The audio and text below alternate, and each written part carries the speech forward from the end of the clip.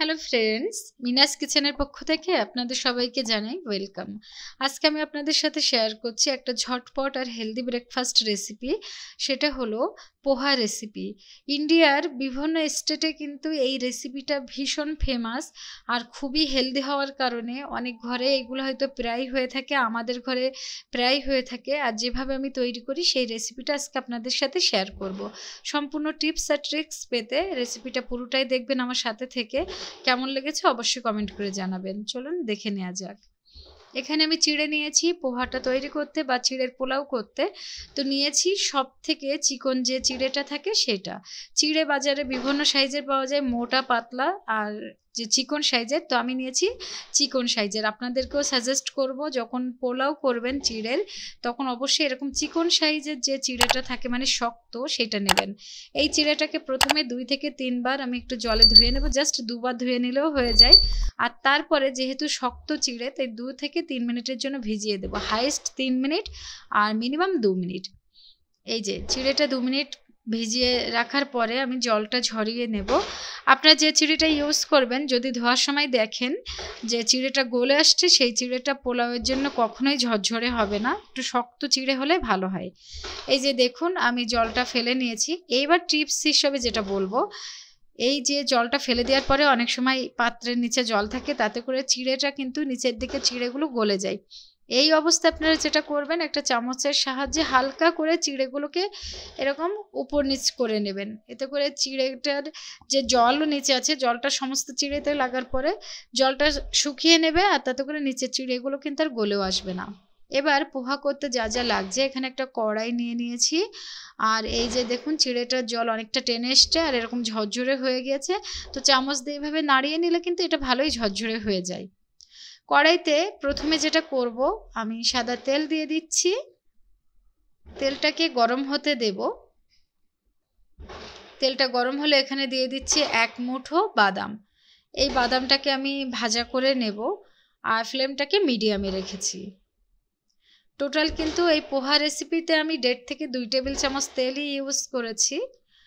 আর পৌনে 2 কাপ নিয়েছি আমি চিড়ে। তো তাতেই আজকে চিড়ের পোলাও বা পোহা এটা তৈরি করছি। বাদাম ভাজাটা হয়ে গিয়েছে, আমি উঠিয়ে নিচ্ছি। তারপরে তেল যেটা আছে তার সাথে অল্প একটু দিচ্ছি তেল আরও। তো এতে করে কিন্তু টোটাল আমি 1.5 থেকে 2 টেবিল চামচ তেলই ইউজ করেছিলাম। তেলটা যেহেতু গরম ছিল, আবার বাকি তেল দেওয়ার পরে গরম করে নিয়ে এখানে দিয়ে দিয়েছি 1/4 টিস্পুন কালো সর্ষে, সেই সাথে দিয়ে দিচ্ছি 1/4 টিস্পুন গোটা জিরে। কয়েক সেকেন্ড এই দুটোকে ভাজতে দেব। ভাজা হয়ে গেলে তারপরে এখানে আপনারা চাইলে কারি পাতাটা এই তেলে দিতে পারবেন, এতে করে কিন্তু স্মেলটা খুব ভালো আসে। তবে আমি যেটা করছি প্রথমে পেঁয়াজটা দিয়ে দিচ্ছি। আমি একটা মিডিয়াম সাইজের পেঁয়াজ কুচিয়ে নিয়েছিলাম, সেটাকে দিয়ে মিনিট খানিকের জন্য একটু নাড়িয়ে চাড়িয়ে নিচ্ছি। এরপরে দিয়ে দেব কারি পাতা। আমি এখানে 1 মুঠো কারি পাতা ইউজ করছি। কারি পাতাটা বেশি ইউজ করলে যেটা হয়, এই যে পোহাটা খেতে অসম্ভব টেস্টি লাগে। আমার পার্সোনালি ভালো লাগে, আমি সেইভাবেই করি। আর পুরো রেসিপিটা সেভাবেই আপনাদের সাথে শেয়ার করছি। দেখুন কিছুক্ষণ এই দুটোকে দিয়ে ভাজা করে নিয়েছি। এরপরে দিয়ে দিচ্ছি কয়েকটা কিশমিশ। কিশমিশটা দিলে কিন্তু পোহাটা খাওয়ার সময় মুখে পড়ে, তো এত ভালো লাগে খেতে, এই জন্য আমি দেই। আপনারা চাইলে স্কিপ করতে পারবেন। পেঁয়াজটাকে নরম করে ভেজে নেওয়া পর্যন্ত আমি এইভাবে নাড়তে থাকবো। পেঁয়াজটা যখন হালকা নরম হয়ে এসছে সেই সময় দিয়ে দিয়েছি একটা টমেটো। মিডিয়াম সাইজের টমেটো দানা ফেলে এখানে দিয়ে দিয়েছি, আর সেই সাথে দিয়ে দিয়েছি মিডিয়াম সাইজের একটা গাজর, সেটাকে গ্রেট করে।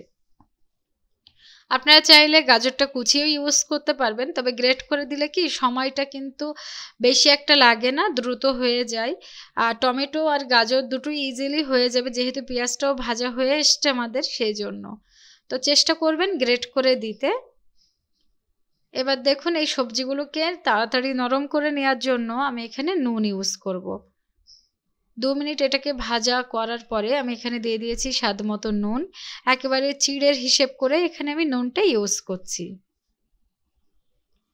আর সেই সাথে একেবারে দিয়ে দিচ্ছি প্রায় 1/2 টিস্পুন, এখানে দিয়ে দিয়েছি হলুদ। হলুদ একটু বেশি রেখেছি, তার কারণ পোহাতে হলুদের কালারটা আসলে বেশ ভালো লাগে, সেই জন্য আপনারা চাইলে কম দিতে পারবেন। দিয়ে দিয়েছি কাঁচা লঙ্কা কুচি। এবার ভালো করে এই সবজিগুলোকে মিক্স করে নেব, মানে একটু ভেজে নিচ্ছি আমি। টমেটো নরম হয়ে গিয়েছে, আর গাজরটা যেহেতু গ্রেট করা তো সময় লাগেনি। আর এই যে চিড়েটা আমি জল ঝরিয়ে রেখেছিলাম, এরকম দেখুন চামচের সাহায্যে কিন্তু এগুলোকে একটু নাড়িয়ে দেওয়ার ফলে ঝরঝরে ছিল, মানে জলটা বসে যেতে দেওয়া যাবে না। এইভাবে কিন্তু একটু নাড়িয়ে নিলে, যেরকম চাউমিনের সময় আমরা করি তো সেরকম নাড়িয়ে নিলে ঝরঝরে থাকে, আর তাতে করে পোহাটা যখন বা চিড়ের পোলাওটা করার পরে শেষ পর্যন্ত এরকম ঝরঝরেই থাকবে। চিড়েটা দেওয়ার পরে কিন্তু ফ্লেমটাকে একদম লো করে দিয়ে খুবই হালকা হাতে এগুলোকে মিক্স করে নিচ্ছি। হালকা হাতে এই কাজটা করতে হবে, না হলে চিড়েগুলো কিন্তু ভেঙে যাবে। দিয়ে দিয়েছি ভেজে রাখা যে বাদাম ছিল সেটা, সেই সাথে দিয়ে দিয়েছি ১ মুঠ ধনেপাতা কুচি দিয়ে দিয়েছি। এর সাথে দিয়ে দিয়েছি 1 টিস্পুনের একটু বেশি চিনি। চিনিটা দিলে আমরা পরে লাস্টে কিন্তু এখানে লেবুর রস ইউজ করব, সেজন্য চিনিটা দিলে কিন্তু টক আর মিষ্টির কম্বিনেশনটা ভীষণ ভালো আসে। সেই সাথে কিন্তু আমরা আগে টমেটো ইউজ করেছি, তাই চিনিটা অবশ্যই এই ক্ষেত্রে একটু হলেও দেবেন। হালকা করে এগুলোকে দিয়ে আবারও মিক্স করে নিয়েছি। একদম লাস্টেই দিয়ে দিচ্ছি একটা লেবুর হাফ রস, এখানে আমি দিয়ে দিয়েছি। দেওয়ার পরে আবারও হালকা হাতে এগুলোকে মিক্স করে নেব।